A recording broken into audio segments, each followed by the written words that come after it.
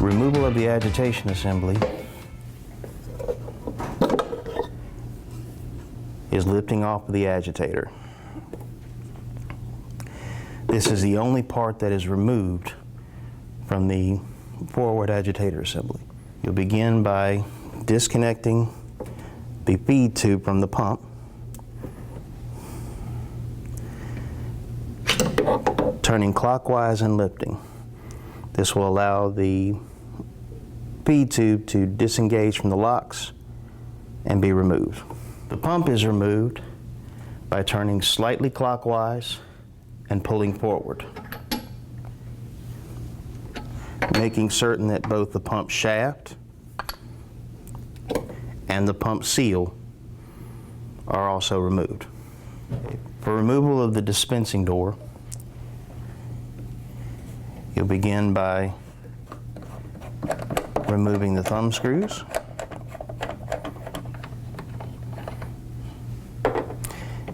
and sliding the door out of place. Next, you'll remove the beater assembly. Please use 2 hands when removing. It is not heavy, just more awkward than you expect, and you don't want to bang off the cylinder wall. For the feed tube, the white plastic connector disassembles from the metal feed tube. You will brush clean through the tube and remove the O-rings using the O-ring removal tool.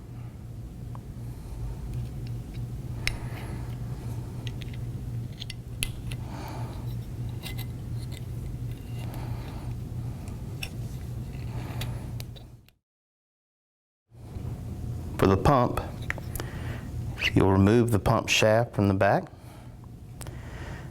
On the pump shaft are 2 black rings. These black rings are actually ceramic. This is used to deal with friction. It withstands friction better than the steel. Please inspect to make sure there are no signs of cracking or damage. The pump seal is removed.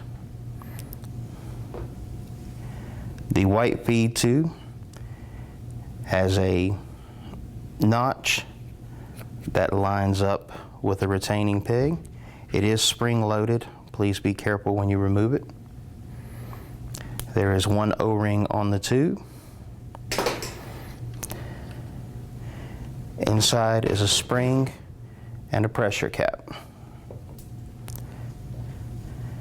The holes on the pickup tube are different sizes to allow for different overrun.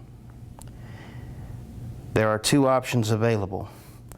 The variable size hole, which allows for an adjustable overrun by selecting clockwise or counterclockwise, or if a franchise chooses a set overrun, all holes can be drilled to the same size so that no matter where the selector is placed, you'll get a consistent product.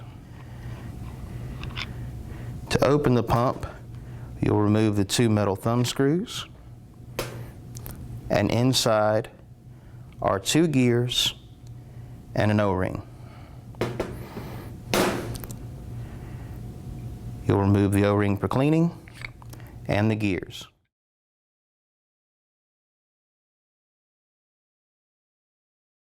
We'll begin with showing the beater. In the middle of the beater is the idler. It's removed by pulling it out through the center of the beater and the center of the plastic end pusher. The next piece is your plastic end pusher. You'll notice that it is also notched with the beater to ensure that it can only be installed one way.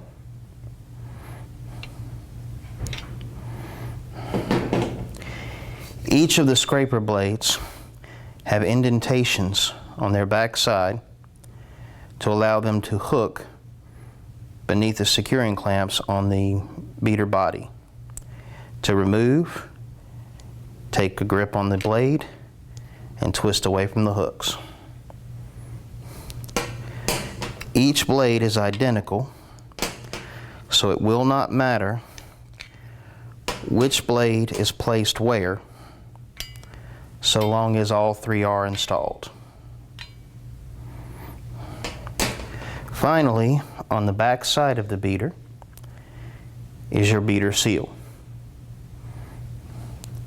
At every cleaning, the beater seal and the blades should be inspected for signs of wear or damage. If the beater seal shows excessive wear or any signs of tear or damage, it should be replaced. The scraper blades should be angled on one side and flat on the other. If you see any signs of wear going back the other direction, which leaves the knife edge effect, the scraper should be replaced. Also, the rubber bumpers on top of the blade should be completely round and domed over. If they appear to be flat or pushed off to the sides, the scraper should again be replaced.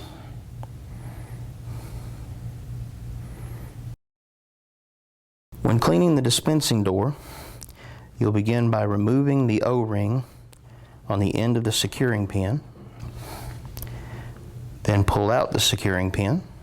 You'll pull down on the handle, lift as high as you can, turn slightly to the side, and lift again.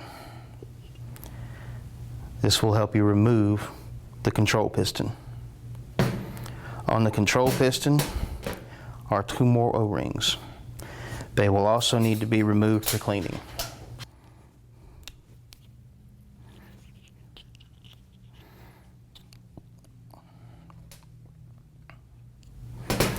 Finally, on the back side of the door is one large O-ring.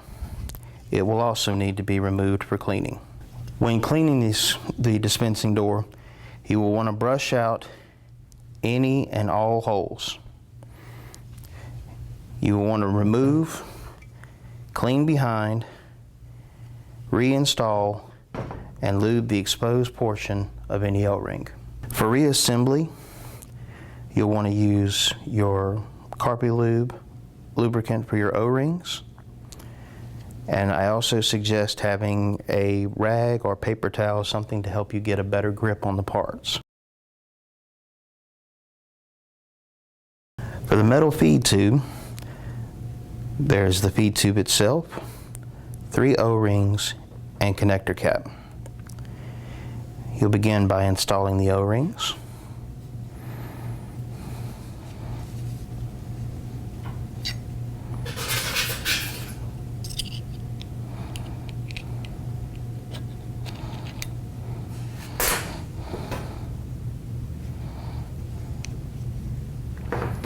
And then lubricating the O-rings.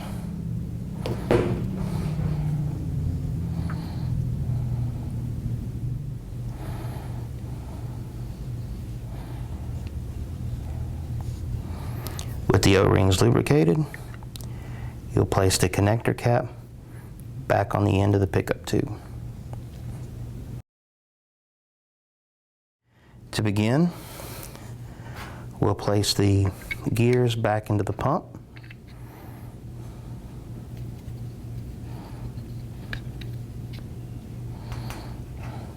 And then the O-ring. It is not necessary to lube the O-ring before putting it in place. You'll need only to lube the exposed portion.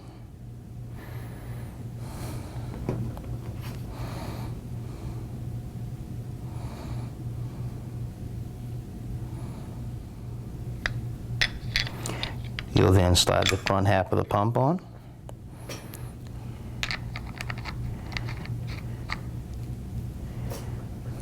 And tighten down your thumb screws. This is where we suggest a rag or a paper towel be used to help ensure a better grip. With lubricant on your hands, the screws can feel tight, but your hand slides over them. This will allow the thumb screws to loosen up and your product will stop blowing. You have one O-ring for the pickup tube. We slide it back in place and again lube the exposed portion.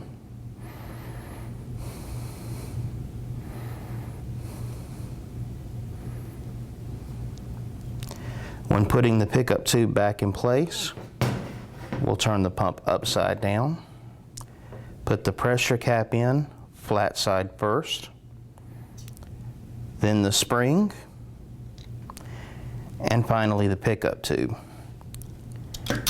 making certain that it locks in place and is then turned to your desired overrun setting.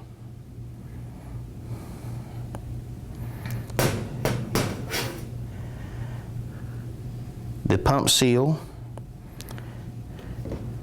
is lubricated on all exposed surfaces.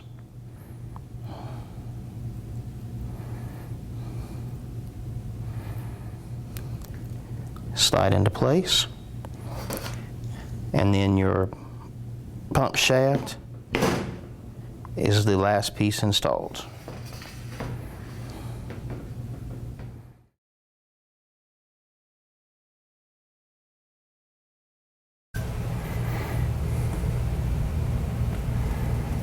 To reassemble the beater, we'll first line up the notch in the end pusher with the notch on the beater body and slide it into place.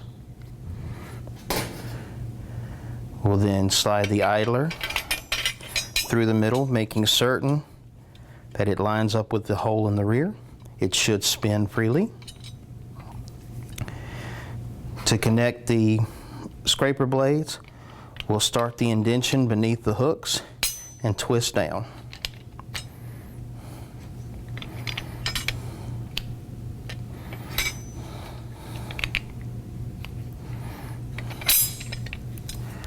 The only part on the beater body that gets lubrication is the beater seal, and it should be done only on the internal surfaces. There is no need to run lubrication in the outer trough. Once lubricated, you'll slide it on to the back of the beater. And that's the beater reassembled. When reassembling, we'll slide the O-rings back into place.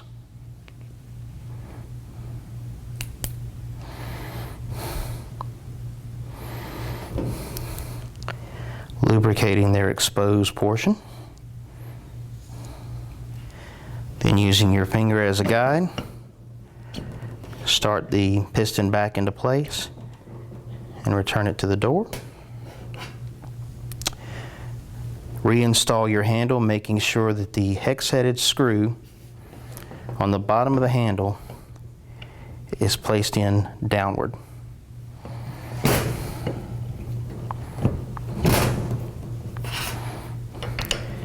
Reinstall the retaining clip and the retaining clip O-ring.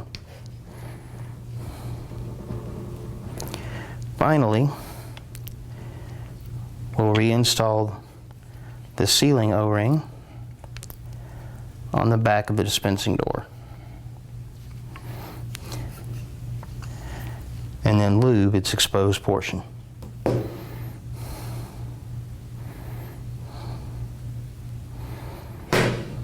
And the door is now reassembled. We'll begin by reinstalling the mix pump. To do so, we'll start the pump in to the back, turn until we feel it drop far enough back that the hook on the back side of the pump is able to line up and engage to its retaining lock. We'll connect the feed tube by starting it into its slot and then push down as you turn back toward the pump until it drops into the locks. You'll push it past the retaining stud on the pump, turn slightly, and pull back to lock the feed tube in place.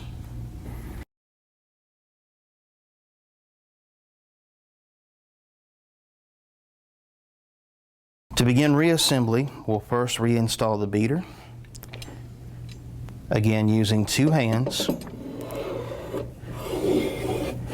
we will slide the beater back into the cylinder and turn until we feel the beater drop completely into its slot.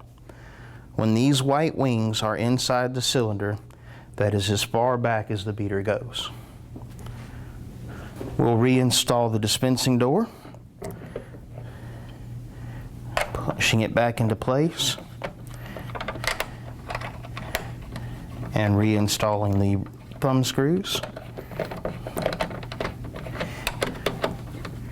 It is again advised in this instance to use a rag or a paper towel to help you get a better grip, to ensure that the thumb screws are tightened securely back into place.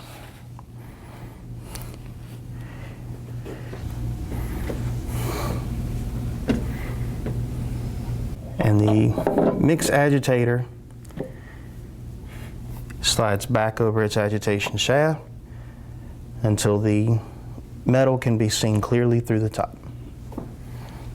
When sanitizing the machine, sanitizer should be pushed over every surface in the unit.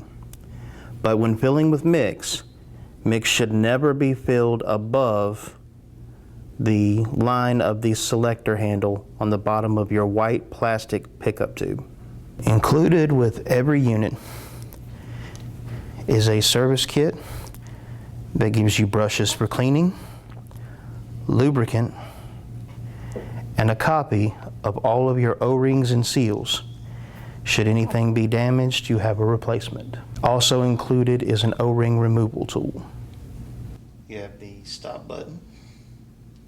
To activate stop, you'll push and hold for 2 seconds. You have the start button. Just press and release. The low mix indicator light. The center button is agitation. By pushing and holding for 3 seconds, you can also lock your keypad. The light begins to flash. Your keypad is now locked. This allows you to clean it without changing function. It also allows you to lock the pad so that no one can stop or interfere with your machine operation. To unlock, you'll push for 3 additional seconds. Then you have the flame button. This is used to manually start a heat mode. You do that by pressing and holding for 5 seconds. It also shows a plus sign. This is because it's used to add during the adjustments to your menu. You have the reset button, which is also used for storage. By pressing the button and releasing, you can activate storage mode. You can use it to reset alarms, and the minus button also is used for decreasing increments during the adjustments in your programming. To make any changes to time and date, you will need to enter your manager's menu. This is accomplished by placing the machine in stop until the red stop button is illuminated, and then pushing both your stop and reset at the same time. You should see the words Manager Menu immediately. If you do not, you missed.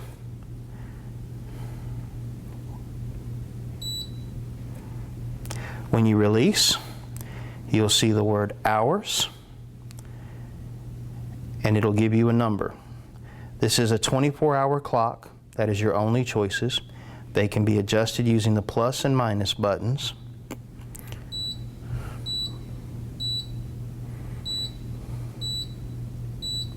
Until the correct hour is chosen. Next is minutes. Again, use the plus and minus until the correct minute is set. Next is your day of week, the day of the month of the year, and the year. Your next choice will be language. E and G is for English. Next is your start production time. By choosing a number, you will choose an hour at which the machine automatically starts. You may also choose auto. This will cause the unit to automatically start after a heat cycle if your machine features the heat cycle capability. Or no, and this will set the machine automatically to storage after any heat cycle, and the user will have to manually start the machine.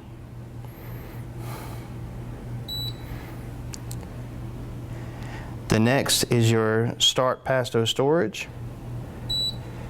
This again can be chosen with an hour or no. This will tell it if it is a heat cycle machine when to start its heat cycle. If the unit does not feature the heat cycle, you can choose at what hour it will automatically go to storage. By choosing no, the unit will not automatically go to storage or to heat cycle. Your next choice is level beep enable. This is a beeping sound that occurs when the mix level is too low. If you choose, you can set it to no, and no beeping sound will be made.